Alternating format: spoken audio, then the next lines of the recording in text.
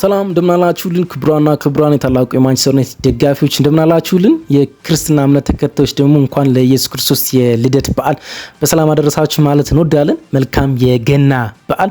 ዛሬ ማች ዳይ ነው። የእንግሊዝ ፕሪሚየር ሊግ የ21ኛ ሳምንት መርሃ ግብሮች መከናወን ጀምሯል። ምሽት 5 ሰዓት ከሩብ ማንቸስተር ዩናይትድ ከበርንሌ ጋር ጨዋታውን ያከናውናል። ስለ ጨዋታው ብዙ ሀሳቦችን ይዘን ልንነጋገር ነው። ዳለን ፍሬቸር ደግሞ የማንቸስተር ዩናይትድ ኢንትሪም ኮች ወይም ደግሞ ጊዜያዊ አሰልጣኝ ከጋዜጠኞች ጋር ትናንትና ምሽት ላይ በጣም ኢንተረስቲንግ የሆነ ቆይታ ነበረው። ኢች ወርድ ፓርት 1 የሱን ፕሬስ ኮንፈረንስም እንቃኛለን። ስለ ብዙ ጉዳዮች መነጋገር ችሏል። ምን አይነት ቡድን እንደሚያሳየን ለአንድ ጨዋታም እንኳን ቢሆን ምን አይነት ቡድን እንደሚሰራ እንዲሁም ደግሞ ልጆቹ በቋሚ አሰላለፍ ይሰለፋሉ አይሰለፉ የሚሉትን ተጠይቋል። ከጉዳት ሁለት ተጫዋቾችን ያገኛል። ሜሰን ማውንትና ብሩኖ ፈርናንዴዝ እሱን ማረጋገጥ ችሏል። በነገሮቹ እሱ አሰልጣኝ ከተሾመበት በኋላ እየሄዱ ያሉ ፕሮሰሶችን እንዲሁም በማንቸስተር ዩናይትድ አሰልጣኝነት ምን ያህል ጊዜ ሊቆይ እንደሚችል ተጠይቆ ምላሹን ሰጥቷል። እርግጥ አሁን ዜናዎች እንደሚጠቁሙት ከሆነ ኦሌ ጉናር ሶልሼር የማንቸስተር ዩናይትድ ጊዜያዊ አሰልጣኝ ሆኖ የመሾም እድሉ ሰፊ ነው፣ እስከ ሰኔ ድረስ ማለት ነው። እንደዚህ አይነት ዜናዎች ይወጡ ነው። ግን ዳለን ፍሬቸር በጣም ብዙ ኢንተረስቲንግ ጉዳዮችን ማንሳት ይችላል። ኢች ወርድ እሱን ትሰማላችሁ። ስለ በርንሌው ጨዋታ እናነሳለን። ምን አይነት ቡድን ሊሰራ እንደሚችልም ተናግሯል። እሱንም እናወራለን። ብቻ አብራችሁን ቆዩ። ግምታዊ ያስተላለፋችሁን እንዲሁም ደግሞ ከግምታዊ ያስተላለፍ በላይ ግምታዊ ውጤታችሁን አስቀምጡልን። ፕሪማች ሪቪው ስለሆነ ማንቸስተር ዩናይትድ ከበርንሌ ስንት ለስንት ይጠናቀቃል እሱንም ጻፉልን። አብራችሁን ብቻ ስለምትቆዩ ሰብስክራይብ ስለምታደርጉልን እንዲሁም በዓል ነው አይደለም ላይክ አድርጋችሁ ጀምሩ ቪዲዮን። ለኛ የበዓል ስጦታችሁን ስጡን ማለት ነው። መልካም ቆይታ ይሁንላችሁ። ተመልሼ እመጣለሁ ከመሸጋገሪያ ሙዚቃ በኋላ።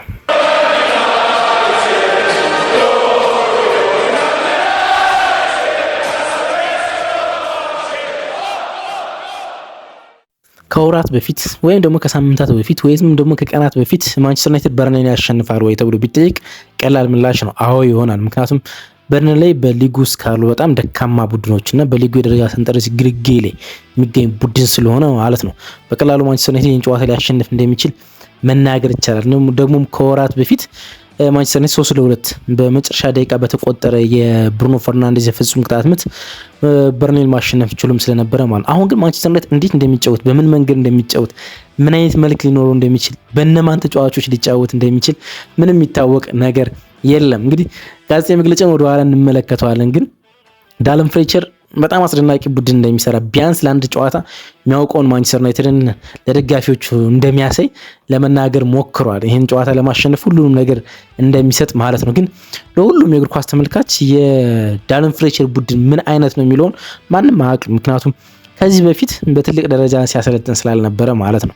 ለአይናችን ሩቅ አይደለም። የምናውቀው ተጫዋች ነው። ለአመታት በማንቸስተር ዩናይትድ ውስጥ በተጫዋችነት በአሰልጣኝ ስኳድ ውስጥ በሪኳየርመንት ክፍል ውስጥ በኮቺንግ ስታፍ ውስጥ በዳይሬክተርነት ክፍል ውስጥ አሁን ደግሞ ከ18 ዓመታት ውስጥ ለአመታት በካሪንግተንና በማንቸስተር ዙሪያ የኖረ ሰው ነው እና ብናውቀውም እንዴት እንደሚጫወት ግን የምናውቀው አይነት አሰልጣኝ አይደለም። እንግዲህ ሩበን አሞሪም ከቡድኑ ጋር ተለያይቷል። ዳለን ፍሬቸር እና ኦሌ ጉናር ሶልሼር ደግሞ ወደ ቡድኑ የሚመጡ ሰዎች ይመስላሉ። የኦሌ ጉናር ሶልሼር እርግጥ አይደለም፣ ግን ዳለን ፍሬቸር ይህን ጨዋታ የበርንሌን ጨዋታ ከመራ በኋላ ቡድኑን በአመቱ እስከ መጨረሻ እስከ ሰኔ ድረስ ኦሌ ጉናር ሶልሼር ይረከባል ተብሎ ይጠበቃል። እንግዲህ ኦሌ ጉናር ሶልሼር የቡድን ፍቅር ካላቸው ሰዎች አንዱ ነው። ዳለን ፍሬቸርም እንደዚህ አይነት በጣም ጥልቅ የማንቸስተር ዩናይትድ ፍቅር ያለው ሰው ነው።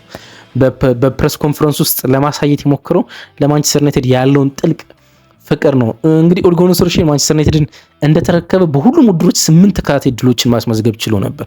በተጫዋቾች ውስጥ ያን የሚያውቀውን ሜንታሊቲ የማንቸስተር ዩናይትድ ሜንታሊቲ ሰጧቸው ነበር። ዳለን ፍሬቸር ለዚህኛው ጨዋታ ያን ያደርጋል ተብሎ ይጠበቃል።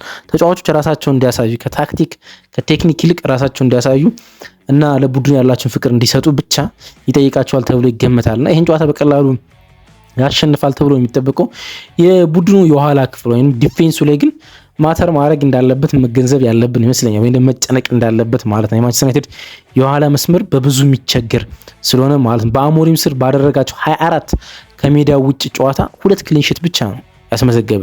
አሞሪም ወደ ዩናይትድ ከመጣ ጊዜ ጀምሮ ባደረጋቸው 24 አዌ ወይም ከሜዳ ውጭ ጨዋታዎች እንዳልኳችሁ 2 ክሊን ሺት ብቻ ነው 8% ብቻ ማለት ነውና በውድድሩ 20 በላይ ከሜዳ ውጭ ጨዋታ ከመሩ አሰልጣኞች ውስጥ ይሄኛው አራተኛው ደካማ አሰልጣኝ ያደርጓል በፕሪሚየር ሊግ ታሪክ ውስጥ ማለት ነው። ለምሳሌ ሮብ ኤድዋርድ የሉተን ታውኑ አሁን ደግሞ የወልብሱ አሰልጣኝ ሮብ ኤድዋርድ 0% ነው አዌይ ጎል ላይ ክሊን ሺቱ።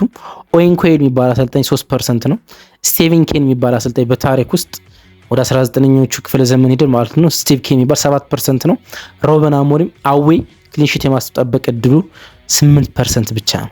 ስለዚህ አራተኛው ደካማ አሰልጣኝ ያደርገዋል ማለት ከሜዳ ውጭ ጎሎችን ሳያስተናግድ ለመውጣት ማለት ነው። እንግዲህ ቀይ ሰይጣኖች በ15 ከሜዳቸው ውጭ ባደረጓቸው ጨዋታዎች እስካሁን ድረስ ጎሎች ተቆጥሮባቸዋል በተከታታይ ማለት ነው። ይሄ ከኤፕሪል 1978 በኋላ ረጅሙ ነው የሚሆነው ማለት ያኔ ከኤፕሪል 1978 በ17 ተከታታይ ጨዋታዎች ላይ ጎል ተቆጥሮባቸው ነበር በ17 ተከታታይ ጨዋታ ላይ ማለት ነው። አሁን 15ኛ ጨዋታ ላይ ደርሰዋል ማንቸስተር ዩናይትዶች በተከታታይ ጨዋታዎች ላይ ጎል እየተቆጠረባቸው ማለት ነው። አሁን ይህን መጥፎ ሪከርድ ለማስቆም ዳረን ፍሌቸር እና ሰይጣኖች ዝግጁ መሆን እንዳለባቸው ማንሳት ይቻላል። በማንቸስተር ዩናይትድ ውስጥ እንግዲህ ጉዳት ትልቁ ጉዳይ ነው። እንግዲህ እነማን ይመለሳሉ እነማን የሚለውን ወደ ኋላ ለመመለስ ሞክሯል። ግን አሁንም ጠባብ ስኳድ ይኖረዋል። ሜሰን ማውንትና ብሩኖ ፈርናንዴስ ይመለሳሉ። ግን አሁንም አይደን ሄቨንና ሌኒ ዩሮ በተከላካይ ቦታ ላይ የመጣመር እድላቸው በጣም ሰፊ ነው። ሁለት ወጣት ተጫዋቾች በአንድ ላይ መጣመራቸው ለሮበን አሞሪም የመጨረሻ ጊዜያቶች ውስጥ ምን ያህል ፈታኝ እንደነበሩ ተመልክተናል። ወደ አፍሪካ ዋንጫ የሄዱ ሶስቱም ተጫዋቾች በዚህኛው ጨዋታ አሁንም አይኖሩም። እሱም ትልቅ ጉዳይ ነው። በበርንሌ በኩል አንዳንድ ጉዳዮችን ማንሳት ያለብን ይመስለኛል። በርንሌ ባለፉት ከብራይተን ጋር በነበረባቸው ጨዋታ ላይ 5 ኳሶችን ነው ሹት ያደረጉት ወይም ደግሞ 5 ኳስ ነው መሞከር የቻሉት ማለት ነው። ይሄ በጣም ደካማ የሙከራ ቮሊዩም ነው በፕሪሚየር ሊግ ውስጥ ካሉ ቡድኖች ማለት ነው። እና በጣም የገረመኝ አንድ ስታት እየተመለከትኩ ነበር። ከ6 በታች ሙከራዎችን በዚህ ውድድር ዓመት ለ6 ጊዜ አድርገዋል። ከ6 በታች ከ6 ያነሱ ሙከራዎችን በ6 አጋጣሚ ውስጥ አድርገዋልና ሌሎች ቡድኖችን ብትመለከቱ ሌሎች ቡድኖች ወይም ዝቅተኛ የሹት ቮሊዩም ያላቸው ቡድኖች ብትመለከቱ በእጥፍ ያንሳሉ። በእጥፍ ማለት ነው። አንዱ የምናገኘው ወልቭስን በ3 አጋጣሚ ብቻ ነው ከ5 እና ከ6 በታች ሹቶችን የተቃራኒ ቡድን ላይ የሞከረ ማለት ነውና በርንሌ ያን ያህል ደካማ ነው የሹት ቮሊዩሙ ማለት ነው። ይሄ ለማንቸስተር ዩናይትድ የተከላካይ ክፍል ትልቅ እፎይታ ይመስለኛል። ይህን ጨዋታ በቀላል ለማሸነፍ የማንቸስተር ዩናይትድ ሽግግር በተለይ ደግሞ ከሮበን አሞሪም ወደ ኦሌ ጉናር ሶልሻየር የሚደረገውን ሽግግር የተሻለ ለማድረግ ጨዋታውን ለማሸነፍ ወሳኝ ይሆናል ብለን አስባለን። እንግዲህ ዩናይትድ ከ36 የፕሪሚየር ሊግ ጨዋታዎች 2 ሽንፈት ብቻ ያጋጥሞታል በወራጅ ቀጠና ካሉ ቡድኖች ጋር ማለት ነው። 23ቱን ጨዋታ ደግሞ ማሸነፍ ችሏልና ከወራጅ ቀጠና ጋር ባሉ ቡድኖች ያለው ሪከርድ ቲዮሬቲካሊ በጣም አስደናቂ እንደሆነ መናገር ይቻላል። በሪግሬት ወይም ደግሞ በወራጅ ቀጠና 9ኛ 20ኛ እና 18ኛ ካሉ ቡድኖች ጋር ሲጫወት ማንቸስተር ዩናይትድ በጣም ቆንጆ ሪከርድ እንዳለው መናገር ይቻላል። ግን ሪከርዱ የማሸነፍ ሪከርዱ በጣም እንደዚህ አይነት አስደናቂ ይሁን እንጂ ከነዚህ ወራጅ ቡድኖች ጋር ያለው ክሊንሺት ግን ያን ያህል የሚያስመሰግን አይደለም። እንግዲህ ከ18ኛ በታች ካሉ ቡድኖች ጋር ባረገው 9 ጨዋታ ያለፉት 9 ጨዋታ አንድ ክሊንሺት ብቻ ነው ያለው። ያለፉት 9 ተከታታይ ጨዋታዎች ከወራጅ ቀጠና ቡድኖች ጋር በተለይ ደግሞ ከ18ኛ በታች ጋር ማለት 18 19 20ኛ ካሉ ቡድኖች ጋር ካረጋቸው 9 ተከታታይ ጨዋታዎች ውስጥ የማሸነፍ ሪከርዱ በጣም አስደናቂውን እንጂ ክሊንሺት ግን ማስጠበቅ የቻለው ማንቸስተር ዩናይትድ በአንድ አጋጣሚ ብቻ ነው። ስለዚህ እዚህኛው ጨዋታ ላይ ማሸነፍ ብቻ ሳይሆን ይሄኛውን ደካማ ሪከርድም የማስተካከል ሌላ ወሳኝ የቤት ስራ ይሆናል ማለት ነው። በጨዋታ ውስጥ ኢንተረስቲንግ የሚሆነው ጉዳይ እንግዲህ ብሩኖ ፈርናንዴዝ ይመለሳል። ግን ማቲያስ ኩና ብሩኖ ፈርናንዴዝ በለባቸው ጊዜ ኃላፊነት ለመውሰድ ሲሞክር ተመልክተናል። ባለፉት 5 የሊግ ጨዋታዎች 3 ጎሎችን ማስቆጠር ችሏል። ይሄ ደግሞ ካለፉት 20 ጨዋታዎች ጋር ተመሳሳይ ይሆናል ማለት ነው። ባለፉት 5 ጨዋታዎች 3 ጎሎችን ማስቆጠር ለማቲያስ ኩና በጣም አስደናቂ ነው ማለት ነው። ብራዚል ላይ ባለፉት 8 የሊግ ጨዋታዎች ላይ ወራጅ ቀጠና ካሉ ቡድኖች ጋር ያለው ሪከርድ ደግሞ በጣም አስደናቂ ነው። እንዳልኳችሁ ባለፉት 8 የሊግ ጨዋታዎች ከወራጅ ቡድኖች ጋር ባሉት 9 የጎል ተሳትፎች አሉት፣ 5 ጎልና 4 አሲስቶች ማለት ነው። ስለዚህ ከግሪጌ ካለው ቡድኖች ጋር መጫወት ለማቲያስ ኩና በቀላሉ የጎል ተሳትፎችን እንዲያደርግ ያስችለዋል። እንደማድረግ ስኮት ፓርከሩ ቡድን በጣም ብዙ ተጫዋቾች አይኖሩትም። ወደ 10 የሚጠጉ ተጫዋቾች በአፍሪካ ዋንጫም በሌሎችም ጉዳዮች ላይ አይኖሩትም። የቡድኑ ወሳኝና ብዙ ጎል የሚያስቆጠሩ ዚያን ፍሌሚንግ አይኖሩም። ጆሽን ኮሎን የኤሲኤድ ጉዳት አጋጥሞታል።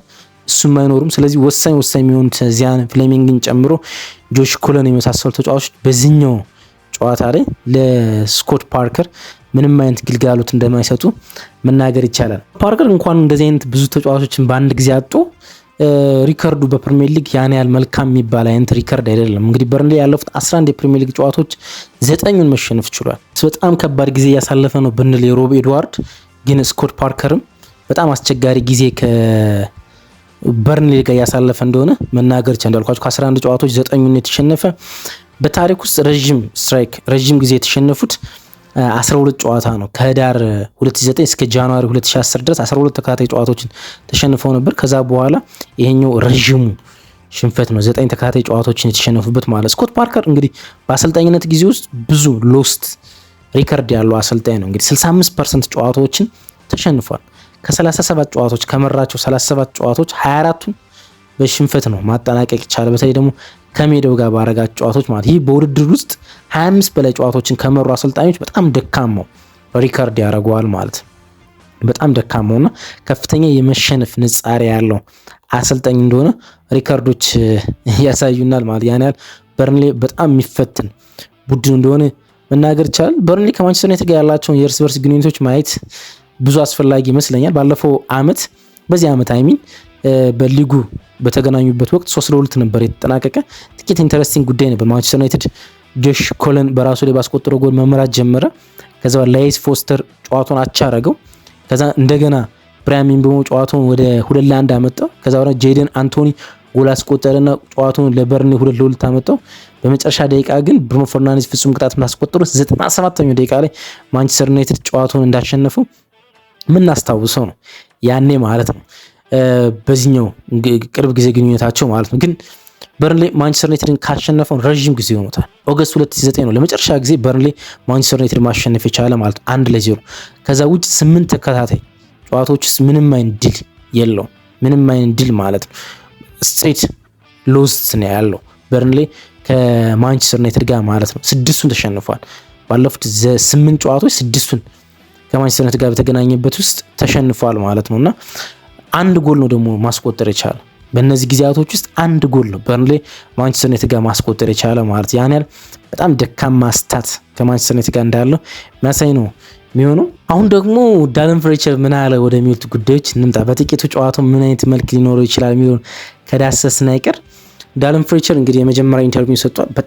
በጣም ነርቨስ ነበር። እያንዳንዱ ጥያቄ ፕሬስ ኮንፈረንስ የመካተት ድል ካላችሁ ተመልከቱ። ዌል እያለ ነበር የሚጀምር በጣም ነርቨስ እንደሆነ ያሳያል። እንግዲህ ለሱ ያልተገመተ ስለሆነ ማለት ምሽት ላይ ነው፣ በጣም ዘግይቶ ነው ወደ ፕሬስ ኮንፈረንስ ሩም የመጣ።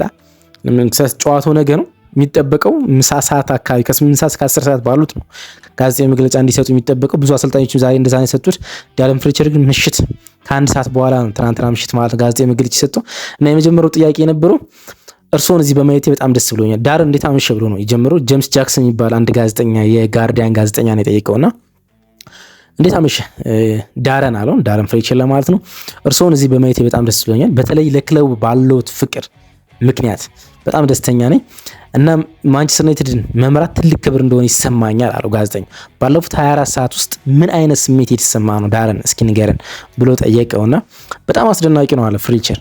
እንደተናገርከው ማንቸስተር ዩናይትድን ቡድን መምራት መቻል በጣም ፍጹም አስደናቂ ነው። ሊከሰት የሚችል ነገር እንደሆነ በህልሜ እንኳን አስቤው አላቅም። ማንቸስተር ዩናይትድ መምራት በህልሜ እንኳን አስቤው አላቅም። ለክለቡ ስለመጫወት ማሰብ እንኳን በጣም የሚያስደንቅ ነው ብዬ አስባለሁ። በጣም የሚደንቅ ነገር ግን ቡድኑን መምራት አስደናቂ ክብር ነው፣ በጣም የመኮራበት ጉዳይ ነው አለና ይህ እንደሚሆን ባልጠበቅኩት ሁኔታ ውስጥ ነው የሆነው። ለእኔ ቀላል እንደሚሆን አውቃለሁ ግን ስራ እንዳለኝና ነገ ቡድኑ መምራት እንዳለብኝ ማሰብ አለብኝ። ያንን ማድረግ አለብኝ። ለዚህ ክብር፣ ለዚህ ታላቅ ኩራት ግን መብቃቴ ትልቅ ስሜት ይሰጠኛል ሲል ነው ለመናገር የሞከረው ፍሌቸር። ከዛ በኋላ ሌላ ጋዜጠኛ ከጄሰን ዊልኮክስና ከኦማር ቤሬዳ ጋር ምን አይነት ውይይቶችን አረጋችሁ? ለምን ያህል ጊዜ በኃላፊነት ነው የምትቆየው? ምናልባት ወደፊት ምን አይነት አዲስ ነገር ይኖራል በማንቸስተር ዩናይትድ ስራ ውስጥ ብለው ጠየቁት። ዌል እንግዲህ ያለና ቀጥለም ስለዚህ ውይይት አድርገናል፣ አልዋሻችሁ። በትኩረቱ በዚህ ጨዋታ ላይ ብቻ ነው። ከዚህኛው ጨዋታ በኋላ እንነጋገራለን። ሰኞ ጠዋት ሁሉም ነገር በፍጥነት ይተከሰታል። የሩበን አሞሪም መሰናበትን የእሱ አሰልጣኝ መሆን ማለት እናም ተጫዋቾችን ለማዘጋጀት ለጨዋታው ለመሆን ለማደራጀት ከተጫዋቾች ጋር ለመነጋገር የልምምድ ስኬጁሎችን ለማዘጋጀት ሁሉም ነገር በጣም በፍጥነት ነው የተቀያየረው። ከሌድስ ጨዋታ በኋላ ሪከቨር አድርገው ለዚህኛው ጨዋታ እንዲዘጋጁ ማድረግ ነበረብን። ከተጫዋቾች ጋር መነጋገር ነበረብን። ለበርንሌው ጨዋታ አጭር ጊዜ ውስጥ ለመዘጋጀት የሚያስፈልገንን ነገር ሁሉ በአክብሮትና በትኩረት መዘጋጀት ነበረብንና ትኩረታችን ለዚህኛው ጨዋታ ነው እና ስለ ቀጣይ ስራዎች አልተነጋገርንም ሲል ለመናገር ሞከረ። ግን አልፈቱትም። ተመሳሳይ ጥያቄ ነው የጠየቁት። እንግዲህ ተፈጥሯዊ ጥያቄ ይመስለኛል አለ ጋዜጠኞች። ከበርንሌ ጨዋታ ባሻገር መቀጠል ትፈልጋለህ ወይስ አትፈልግም? በግልጽ ለማየት እንደሚቻሉ በዚህ ክለብ ውስጥ ብዙ ስራዎችን ሰርተሃል። ለክለቡ ያለ ፍቅር በእርግጠኝነት መናገር ይቻላል። አንተም ጠቅሰዋል። የአሰልጣኝነትን ስራ ለማግኘት ትሞክራለህ አትሞክርም ብለው ጠየቁትና እውነቱን ለመናገር አለ ዳርን ፍሬች ያሰብኩት ነገር አይደለም ይሄ አለ። በበርንሌው ጨዋታ ላይ ነው ማተኮሩ ፈልገው። ያ ውይይት ከጨዋታው በኋላ የሚከናወን ይሆናል። ከኡማርም ከጀሰንም ጋር ከጨዋታው በኋላ እንደምንነጋገር ቀነ ቀጠሮ ይዘናል። እንዳልኩት ብዙ ነገር እየተከናወነ ነው። ሁሉም ነገር በፍጥነት ተከስቷል። ትኩረቴ፣ ጥረቴም ሐሳቤም ሙሉ በሙሉ ለበርንሌው ጨዋታ ነው። ይህን ትልቅ ክለብ ቢያንስ ለአንድ ጨዋታ የሚገባውን ክብር መስጠት ፈልጋለሁ ሲል ነው እንግዲህ ለመመለስ የሞከረው። ቀጠለና አንድ ጋዜጠኛ ለዚህ ጨዋታ ብቻም ቢሆን እናም ከዚህም በኋላ ቢረዝም ያንተ የአሰልጣኞች ኮቺንግ ስታፍ ምን ይመስላል እነማን ይካተቱበታል ብሎ ኢንተረስቲንግ ጥያቄ ጠየቁትና ከ21 ዓመት በታች ቡድን የሚመሩት ትሬቪስ ቤኒያን አብሮኝ ይኖራል አለ። በአካዳሚ ውስጥ የአሰልጣኝነት ህይወቴን ሲጀምር እሱ የአካዳሚው አሰልጣኝ ነበር አለ። ከ21 ዓመት በታች ማንቸስተር ዩናይትድ አሰልጣኙ ትሬቪስ ቤኒያን ማለት እና ለ5 ዓመታት እዚህ በኖርኩባቸው ጊዜያቶች በአሰልጣኝነት በኮቺንግ ስታፍነት ምናምን አውቀዋለሁ ለማለት ነው የፈለገ። በእውነት ከትሬቪስ የተሻለ ከጎኔ ማንም እንዲቆም መጠየቅ አልቻልኩም ማለት እና ትሬቪስ ከጎኔ እንዲቆም ጠየቅኩት። እሱም ፈቃደኛ ነበራል። ለረጅም ጊዜ አብረን የጠበቀ ግንኙነት ነበረን። የማከብረው ብዙ የተማርኩበት ሰው ነው። ረዳቱ አለን ራይት አብሮኝ ይኖራል አለ። የ21 ዓመት ቡድኑ አሰልጣኝ ትሬቪስ ቤኒያን እና የሱ ምክትል የትሬቪስ ቤኒያን ምክትል አለን ራይት አብሮት ይኖራሉ። በክለብ ውስጥ አዲስ ነው የተቀላቀለ፣ ግን አብረውን ይኖራሉ። ጆን ኢቫንስም ይቀላቀለናል አለ። ሊረዳኝ ይመጣል። እሱ ከክለቡ ጋር ጥሩ ግንኙነት አለው። በቅርቡ የተጫወተ ተጫዋች ነው። ተጫዋቾችን የሚያውቅ በክለቡ በአካባቢ ውስጥ ምቾት የሚሰማው ለቡድኑና ለተጫዋቾቹ የሚታወቅ ፊት ነው እና እሱም አብሮኝ ይኖራል። እናም ሶስቱ ሰዎች አብሮኝ ነገ ይቆማሉ ሲል ነው ለመግለጽ የሞከረ። ትሬቪስ ቤኒያን የቡድኑ ከ21 ዓመት በታች አሰልጣኝ፣ የእሱ ምክትል አለን እንዲሁም ጆን ኢቫንስ በነገው ጨዋታ ላይ ከዳረን ፍሬቸር ጋር ሪከርድ እያደረኩት ያሉት ማታ ስለሆነ ነው። በዛሬው ጨዋታ ላይ አብሮት ይኖራሉ ማለት ነው።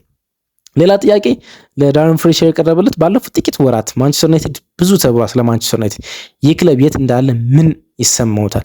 እርሶ በግልጽ ማንቸስተር ዩናይትድ ተምሳሌት ነዎት። በሆነ መንገድ ከስሩ ጋር ከማንቸስተር ሩት ጋር ከማንቸስተር ባህል ጋር ለማስታረቅ የተፈለጉ ይመስለኛል። በዚህ ጉዳይ ምን ይሰማውታል ብሎ ጠየቁትና እኔ ለአንድ ጨዋታ ነው የመጣሁት፣ ለአንድ ጨዋታ፣ ለበርንሌ ጨዋታ፣ የእግር ኳስ ጨዋታ ለማሸነፍ መሞከር። ከዛ ፈርዘር ጉዳይ አላስብም፣ ምክንያቱም ጊዜ የለንም አለ። ስለ ባህል ኮኔክት ለማድረግ የማንቸስተር ዩናይትድን ክለብ ታላቅነት ተጫዋቾችን ለማሳየት እንዳልመጣ ሰው፣ ምክንያቱም አጭር ጊዜ እንዳለው ነው ለመግለጽ የሞከሩ። በክለብ ውስጥ ጥቂት የተለያዩ ሚናዎች እንዳያስኩ አስባለሁ። በግልጽ እንደሚታየው ከ18 ዓመት በታች ታዳጊዎችን እያሰለጠንኩ ነው።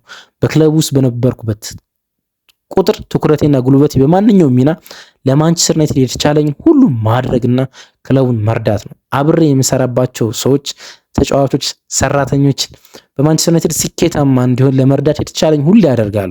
እንደዛ ሳደርግ ነው የኖርኩት እና ምንድነው ምለው ማንቸስተር ዩናይትድ ከላይ ሆኖ እንዲያሸንፍ ይጠበቃል። ሁሌም ይህ መስፈርት ነው ሁላችን መሞከርና ማሳካት ያለብን። በክለቡ ውስጥ ላሉ ሁሉም ሰዎች መደበኛ ጉዳይ ይህ ክለብ ትልቅ እንደሆነ ማወቅ ነው። እናም ለነገው ጨዋታ ይህን ለማሳየት ሞክራለሁ። ቢያንስ ለአንድ ጨዋታ ማንቸስተር ዩናይትድ በሚቻለው ሚና ውስጥ እንዲገኝ ለማድረግ ሞክራለሁ አለ። ከዛ ሌላ የቀረበለት ጥያቄ በቡድን ውስጥ የሮበን ቡድን ተጫዋቾችን በቡድን ውስጥ አለ የሮበን ቡድን ብዙ ተጫዋቾችን አጥቶ ነበር፣ በጉዳትም በአፍኮንም። ከነዚህ ውስጥ የሚመለሱ ተጫዋቾች እንዳሉ አሳውቀን እስኪ ብለው ጠየቁት።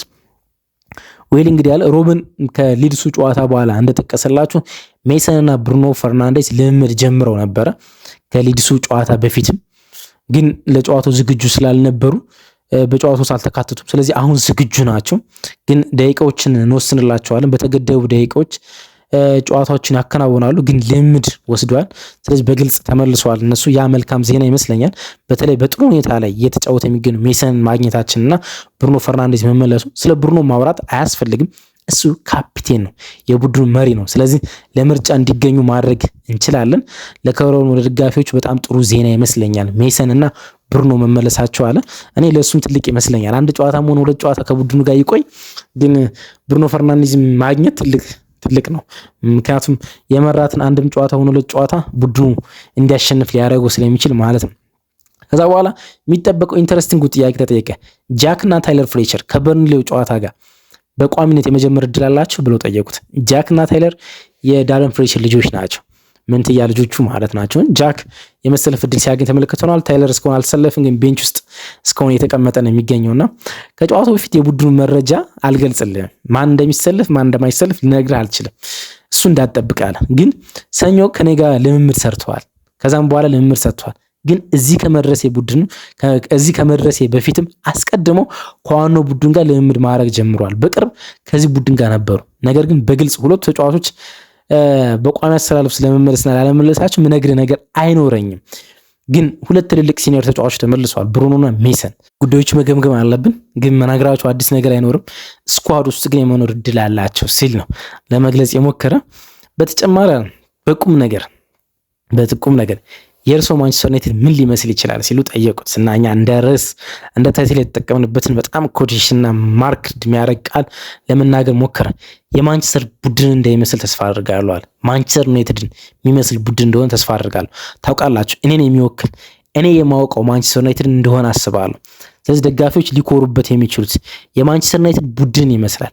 እኔ የምኮራበትና በተጫዋችነት በነበርኩበት ጊዜ የነበረኝን ቡድን ለመምሰል ይሞክራሉ። ጥሩ ተጫዋቾች እንዳሉን አስባሉ። የሚያስቡት ጥሩ ተጫዋቾች እንደሆኑ እንኳን የሚያውቁ ተጫዋቾች እንዳሉን አስባሉ። በዚህ ቡድን ውስጥ ብዙ ጥራት እንዳለን አስባሉ። እዚህ ወጣው ያን ጥራታቸውን የሚገልጹበት እድል እንሰጣቸዋለን፣ መድረክ እንሰጣቸዋለን። ሌላ አዲስ ነገር አናረግም። እኔ አይደለም ማለት ለነሱ ማለት የውድድር ዘመናቸው አንድ አካል ነው። ሙያቸውን ማክበር፣ በዘመናዊነት ነገሮችን ለማድረግ መሞከር እናም ያሉበትን መስመር ማወቅ እና ነጩ መስመር አቋርጠው ሲገቡ ለማንቸስተር ዩናይትድ መስጠት ያለባቸውን ነገር መስጠት፣ እሱን እንዲያደርጉ ነፃ መድረክ እንሰጣቸዋለን። ሌላ ነገር አላደርግም፣ ምክንያቱም ለዚህኛው ጨዋታ በፍጥነት መድረስ አለባቸውና ማውቀውን ማንቸስተር ዩናይትድ እንዲመስሉ ለማድረግ እንሞክራለን ሲል ነው እንግዲህ ዳረን ፍሌቸር ለመመለስ ሲሞክሩ። ፓርት 1 ፕሬስ ኮንፈረንሱ ይህን ይመስላል።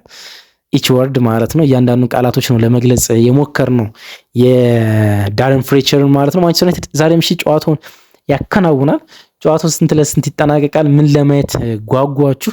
በዳረን ፍሌቸር አሰልጣኝነት ምን አይነት ማንቸስተር ዩናይትድ ተጠብቃላችሁ? ጻፉልኝ። አብራችሁ ስለነበራችሁ ከልብ አመሰግናለሁ። የጨዋታ ግምቶቻችሁን ማስፈር እንዳትረሱ ባይ